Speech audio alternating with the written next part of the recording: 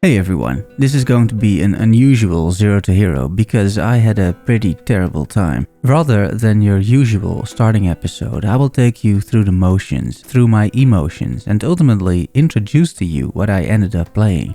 And while the game a few days later is in a better state, I still wanted to make this video. It had a therapeutic effect on me, if you will. Hope you enjoy, let's dive in.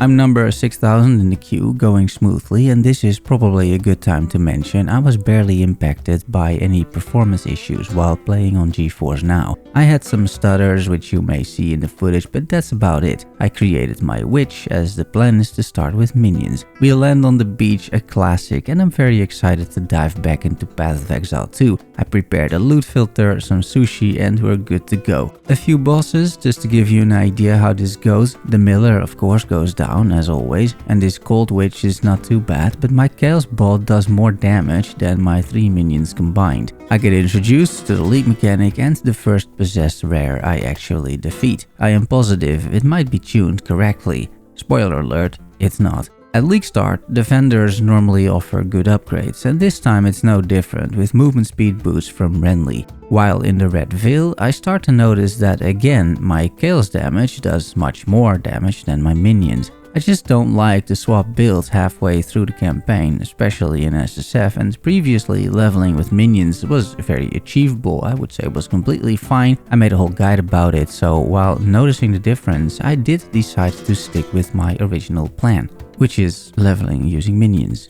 I get my arsonists, make my way to the cemetery. Here is the rotten druid I am passing by and lighting on fire, and I encounter another wisp in a very tight place this time. And this stuff is getting challenging, but fun. It's got decent rewards for the campaign, I can live with this. I decide to check my MTX, the Frisia stuff is there, that's good, and so now we'll look a bit more fancy. I'm in the mausoleums, and this is me trying to kill a rare monster. This clip runs over 40 seconds, just to give you some context.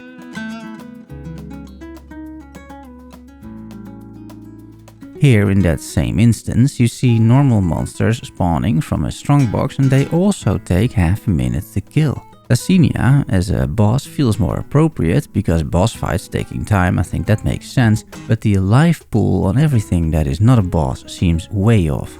A little later, the Crowbell drops a great scepter with extra spirit on it. After killing the king, we get our first buff, and I pick of course Raging Spirits. The nerf to Raging Spirits from summoning 2 now instead of 5 before feels just horrible, and having Raging Spirits up is borderline pointless and impossible. It doesn't feel good at all. I get the smithing tools, don't forget those for the salvaging bench. The executioner goes down, Candlemass is turned back into wax, and in the manner I am killed from off screen by around 12 projectiles. I buy some cold resistance for the Act 1 boss, and after a cool fight I manage to kill him. It's tough but fair. Tough but fair, that's not what I can say about Wrathbreaker in Act 2, the first boss, because here the nerfs to my builds are in full effect. Minions always got annihilated in this fight, that's okay, but at least your Raging Spirits would ultimately kill the boss. But if you only summon 2 of them, you're going to get overrun, and while I didn't record all of my attempts, I struggled quite a bit with this boss, needing a bunch of attempts to ultimately kill him. In Act 2, damage is falling off hard.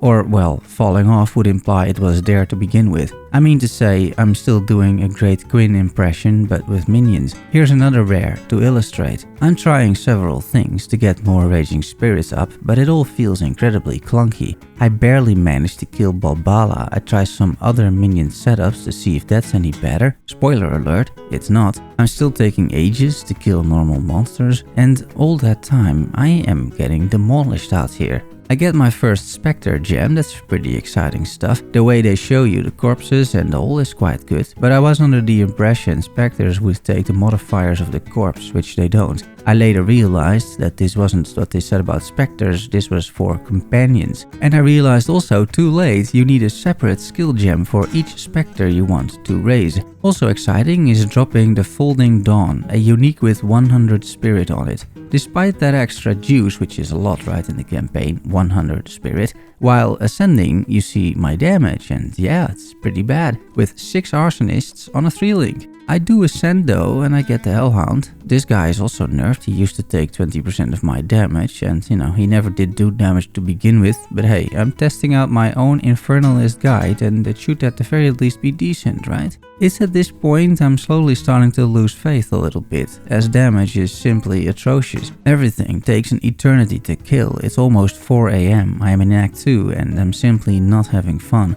For reference, the league started at 9 PM, so I am 7 hours in. This Titan guy over here, it took me like 15 attempts, increasing my frustration with the game further. I decide after 8 hours it's fine like this and get some sleep.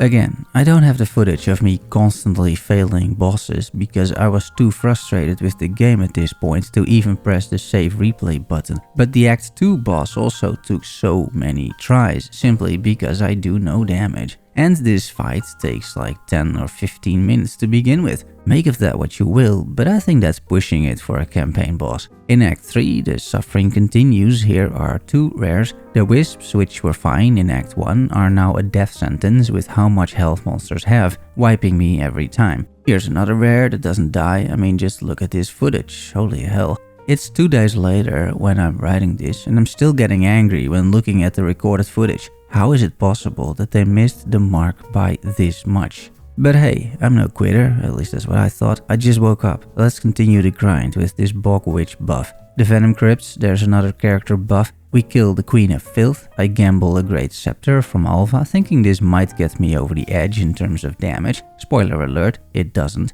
I'm again getting off screens, this time by a laser beam from a Sun Priest. I'm starting to appreciate this game more and more, as I'm sure you can tell. We get our second Jeweler Orb for another 4-link. I'm showing this to indicate that the setup that I'm running is better than last time I was running the campaign in 0.1, outside of course of all of the nerfs.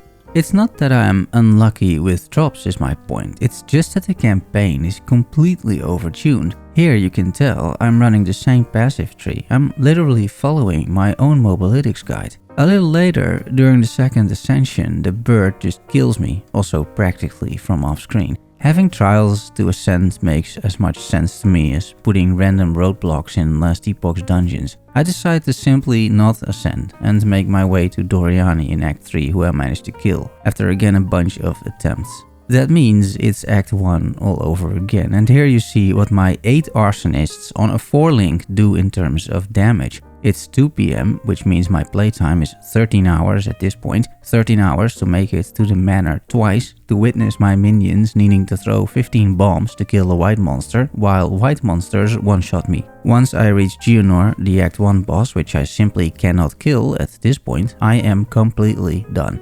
I felt absolutely miserable, and as others later stated, this was by far the worst leveling experience I had in any decent ARPG. And that includes again Last Epoch, which literally has the same map layout every single time for every new character, which is boring as hell, as I have 2000 hours in that game. The punishment, the implementation, maybe even the vision, it is a total disaster in Path of Exile 2.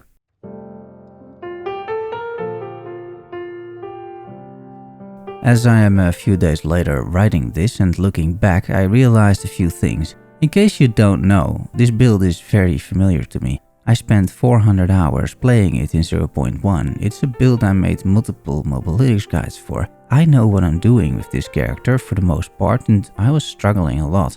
I can't imagine how this must have been for some other people, those who are way less familiar with their builds. Those people tried to progress through the campaign, it must have been an absolute disaster as well. Next to that, I have the luxury now to see what GGG's response was, and the hotfixes and patches applied after this whole experience are simply insane. As in, they're very needed, but once I explain what actually happened, it's insane this much fixing was required to make minions playable. So let's go over these, just to provide some context. They did, so far at the time of writing, 3 big changes. The first significant change was to make the majority of the campaign monsters have 25% less health. 25% less health. That is, as QDog eloquently put it, a Culling Strike support gem that kills monsters from below 25% health. That was only the start, however. Then there's a hotfix reducing sponginess even further, this time of minions of rare monsters, making their life go from 400% increased life to only 94% increased life. That is significant, to say the least. And then third, the icing on the cake if you will, minions got buffed by 15% more life and 41 to 70% more damage depending on the level of the gem. 41% more damage at level 10, 70% more damage at level 30. Let me just repeat that. At level 10, minions after the latest patch do 41% more damage. 41% more. That's 2 support gems without a downside. That's having a 5 link instead of a 3 link in Act 2. I'm very much in doubt on how I feel about all of this. On the one hand, it's great they made all these changes in just a few days. Their response was quick.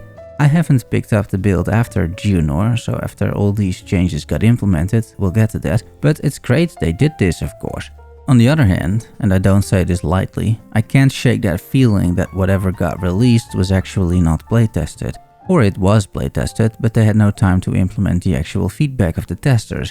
Either way, it's unacceptable that a minion archetype, not even a build, just the whole archetype, requires so many buffs to be even functional so that you can make it out of the campaign as an experienced player. And I want to emphasize that I can sympathize with an overtuned leak mechanic, for example. I think that can happen. And that typically happens in Path of Exile 1, and while perhaps not ideal, you can at least play the rest of the game. That's not the case with Path of Exile 2 0.2. It's not just a boss or mechanic or build that doesn't work. It's literally the whole entire game that is for many people unplayable and incredibly frustrating. This is why I'm comfortable being rather unnuanced and just calling it complete ass, because it is.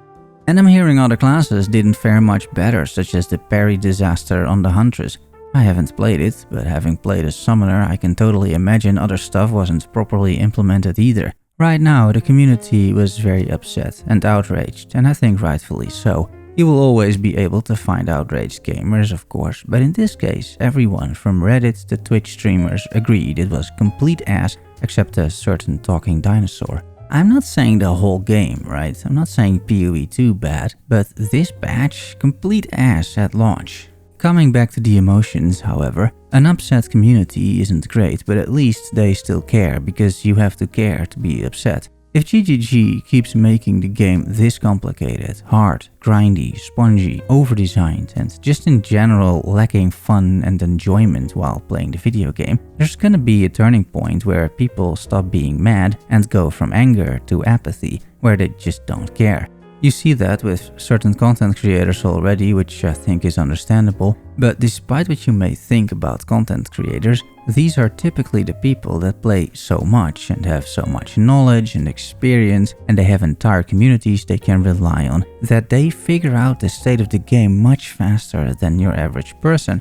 While you're still sipping cocktails in the ballroom of the Titanic, they have already spotted that iceberg from miles away, and now they're trying to warn the captain. And I'm not talking about myself here, I have a full-time job, although I play a good amount. I just think that we should take criticism from long-standing streamers and community members like Neversink seriously, as they're ahead of the curve and likely conveying a game state you and I have yet to reach. Hopefully the feedback is taken into account and acted on before we reach those moments, so we don't have to suffer through the same consequences and have a better time. That's at least how I look at it.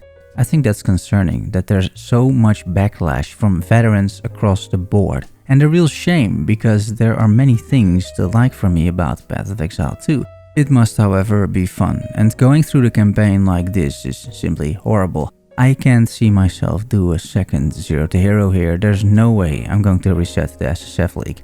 I really see no point in putting myself through this bullshit again.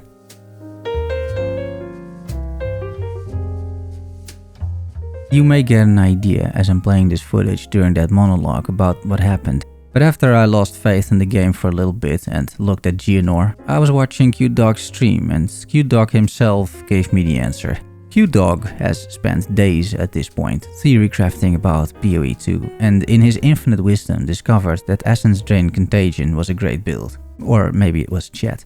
This situation, just for context, is before any significant changes came in, by the way. Using the skill Essence Drain Contagion, he made it in Hardcore Solo Self-Found to Act 2.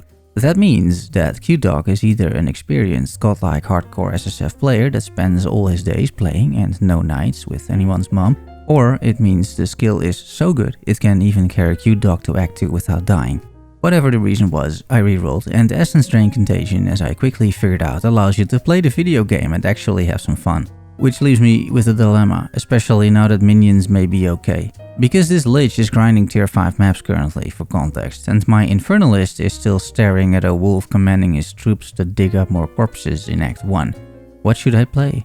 And I think I'm actually going to make another episode and start with the Lich, covering the endgame progression, some interesting things I discovered, and some experiments that I ran on the Lich. It looks like there are a bunch of fun things to try, which means I'll be parking the Infernalist and thus minions for a while. This whole build and situation left a really sour taste in my mouth, whereas with the Lich at least I'm having some fun. It's a few days later now, after all, I am not frustrated anymore, I'm actually having fun like I said, and I'm looking forward to discovering more about this league without cursing my own existence. I would rather curse mobs instead so they explode. Therefore, expect a 0 to hero on this character. I'm planning some more SSF guides once I figure some stuff out, leave a comment for any requests, and yeah, I don't blame you if you quit after this disastrous launch, but I'm going to stick around in the endgame for a bit and see what we got going over there. So far, it doesn't really look like great news if I look at a video from Crypt for example, but yeah, very little loot, also from me at tier 5, but hey, hopefully that will also be fixed and may be an issue for another video. Either way, I hope you had a good time watching this one. Let me know what you think. Also, let me know if you have any suggestions or if I made any errors or mistakes. Subscribe and like for more PoE SSF content. Thanks for watching and making it to the end. Love you all. See you soon. Bye bye.